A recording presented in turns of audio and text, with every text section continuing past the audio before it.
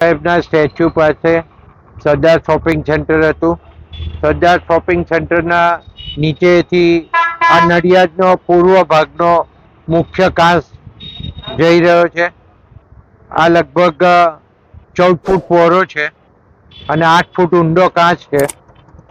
અત્યારે તમે જોઈ શકો છો કે 100 ફૂટ કાંસની અંદર એક જ બાજુએ, હજુ એક જ બાજુએ, હજુ બીજી બાજુ સાફ કરવાનો બાકી છે. એટલે લગભગ 6x8 નો એક કાંસ, એની અંદર સફાઈનું કામ ચાલે છે અને લગભગ 100 ફૂટ જેવી સફાઈ કરતા કરતા એ લોકો જેસીબીથી આગળ ગયા છે. પણ હજુ એમાં પણ હજુ કામ કરવાનું બાકી છે.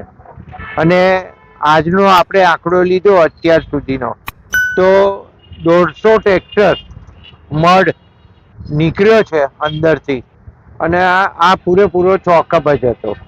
અને અગાઉ જે પ્રમાણે મ્યુનિસિપાલિટી હતી ત્યારે પણ કહેતા હતા તે પ્રમાણે આ જે પૂરેપૂરો ચોકઅપ હોવાના કારણે જે વરસાદી પાણી છે એનો નિકાલ થઈ શકતો નહોતો. અને એના કારણે નાના કુમનાથ રોડ હોય, મોટા કુમનાથ રોડ હોય, આ બાજુ આઈસ ફેક્ટરી દેસે વગો હોય, કિડની હોસ્પિટલથી પછી કોલેજથી આવતું પાણી, અને ઓલ્ડ સિટીનું પાણી, જૂનું શહેર જે નડિયાદ છે એનું પાણી ઉડેવર મારફતે અહીંયા આ બધા જ પાણી અહીંયા ભેગા થઈને આવે. એમાં આ બધા જે મેં કહ્યા એરિયાની અંદર પાણી ભરાઈ રહેતું. અને એમાં આંખની હોસ્પિટલ આપણી સૌથી મોટી સંતરામાઈ હોસ્પિટલ, એની અંદર પણ એ પાણીમાં 4 મહિના આપણે રહીએ જ છે. એ રીતના નાના કુમનાથ રોડ ઉપર પણ જે કિડની વાળો રોડ છે એની ઉપર પણ પાણી રહેતું. બાસુદીથી દેસે વગા બાજુ જાય છે એમાં પણ પાણી રહેતું હતું. એટલે દેસે વગા બાજુ જે હોસ્પિટલો છે, ચિલ્ડ્રન્સ હોસ્પિટલ ને બધી ચૈચવ ને બીજી બધી હોસ્પિટલો, એ બધું પાણી થઈને જવું પડે. આ બધો જ ભાગનું પાણી એકત્ર થઈને આ કાંસ મારફતે શેરીમાં જાય છે.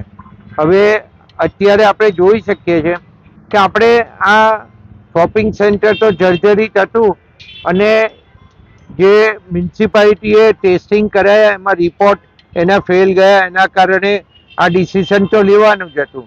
પણ જોડે જોડે કાંસની સફાઈ થાય એ જરૂરી હતું. અને અત્યારે કાંસની સફાઈ ચાલુ જ છે.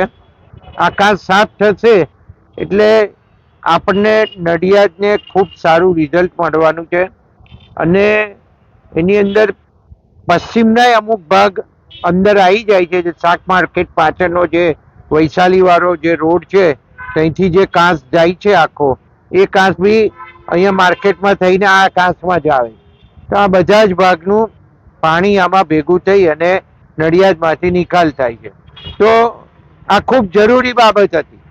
પણ સમહાવ જે કોર્ટમાં ગયા અને કોર્ટ મેટર થઈ એના કારણે આખું ડીલે થયું. ડીલે થવાના કારણે આ કામગીરી થઈ શકતી નથી.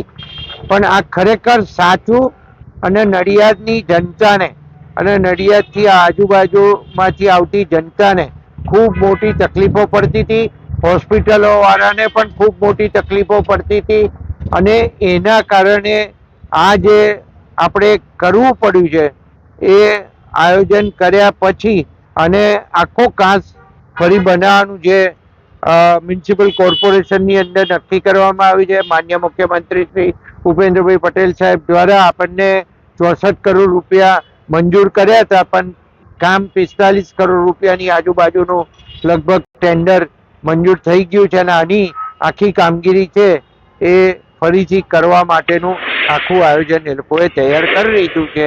કે આ કાંસ અહીંયાથી આગળ પાછળ દુકાનો નીચે જે છે ત્યાં થઈ અને શાક માર્કેટ નીચે થઈ ને જે અલકા સામેનું જે શોપિંગ સેન્ટર છે એમાં પણ નીચે કાંસ છે અને આગળ રોડ પર કાંસ છે. એ બધા જ કાંસ સંતરામ મંદિરના અંદર થઈ પાછળની બાજુએ થઈ અને વિઠ્ઠલ કન્યા વિદ્યાલય રોડ ક્રોસ કરીને બાસુદી અને બાસુદીથી એ બધા જ કાંસ જે બીજા બધા રોડોના છે એમાં જોઈન થાય છે.